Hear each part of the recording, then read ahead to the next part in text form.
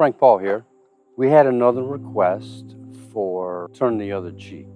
Turn the Other Cheek has been difficult for a lot of people over the years because they are taking it at face value in today's context, forgetting that it was first century Galilee times. Sometimes we forget that Israel was under Roman occupation. Roman soldiers patrolled the area all over the place. There were laws in place that the Jewish people had to abide by. Now, the Romans did allow the Jewish people to have their own set of laws within their own religion, but they still had to listen to the overall Roman laws. They had to pay taxes, etc., etc. One of the Roman laws to keep people in order was to be able to slap a disobedient citizen across the face, because Rome had developed a rather nasty reputation when they were taking over provinces across the land. And so the emperor at that time said, hey, let's tone things down a little bit, okay? Let's not kill all these people just because they're misbehaving. How about if you just slap them to get them in line? This specifically is what Jesus was talking about. I'll read the quote out of Matthew 5:39.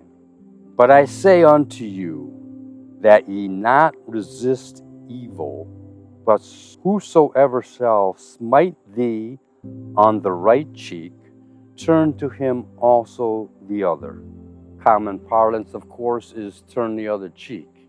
In Roman-occupied Judea, Jesus was saying to his followers, let's not revolt and fight against our oppressors. They slap you on the right cheek, just let it go. We think of it in 2026. Somebody slaps me on the right cheek, it's the beginning of a fight. Here I go. That is not what Jesus was saying. Jesus, as some people like to think of him as, was not some big pacifist. This is the same Jesus that braided cords together to make a whip that went down into the temple area.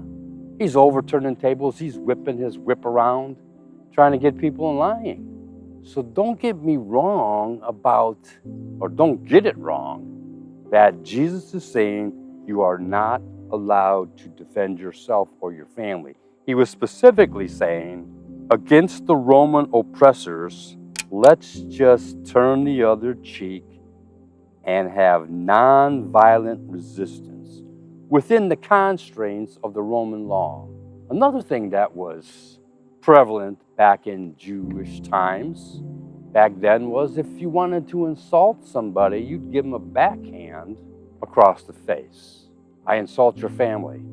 In those days, it was not a call for a full-blown fist punching, kicking, rolling on the ground type of scenario. So when we hear this now in 2026, people just said, well, Jesus said to turn the other cheek. Yes, he did. To the Roman occupiers. Let's just turn the other cheek, otherwise they're going to kill us. We're never going to get anything done. This is not the time, nor the place, nor the century, quite frankly, to revolt. Jesus wanted to revolt against the Pharisees. He wasn't a pacifist. The Pharisees were the law of the land. The Sadducees, they were the law of the land. And he's going around telling them, you guys are out of touch with God's word. You have it all wrong. You got to listen to me. So hopefully this clears up the notion I've heard from so many people over teaching the martial arts forever and being involved in the martial arts since 1980s. Oh, what do you Christians do? You're supposed to turn the other cheek. I have always told my students for years, somebody walks up to me and says, I can't stand Italians, and stops, that doesn't give me the right to elbow him in the face or knee him in the groin. It doesn't. That would be turning the other cheek, kind of. You know what? I'm just not even going to react to it. However, if you could reach out to try to touch me or take me down, yes, I do have every right to defend myself. That's a different story. Jesus was not saying you can't defend yourself, you have to be a pacifist. He was talking about the Roman occupation of Judea. We have taken it out of context, a ton of people have, to make it sound as if you as a Christian are not allowed to defend yourself or your family. That is not what Jesus is saying. However, I don't want you to take this video as a license to go out and be a bully. Well, Seagung Frank, or he said, it doesn't mean to turn the other cheek. It does mean to turn the other cheek in the sense of I don't have to react to verbal accusations. And if this was first century Judea, I don't have to react to this Roman soldier hitting me. It does not mean you can't defend yourself or your family. However, it doesn't mean it gives you a license to just start being a bully. I would never go there. That's not how we're supposed to be. If we can get out of a fight by walking away, I would suggest you walk away. It should be the last resort. It definitely should be the last resort. It's not a movie. You're not always going to come out on top. I don't care how well you've trained. However, Jesus is not forbidding you to not be able to defend yourself or your family. I hope this clears it up.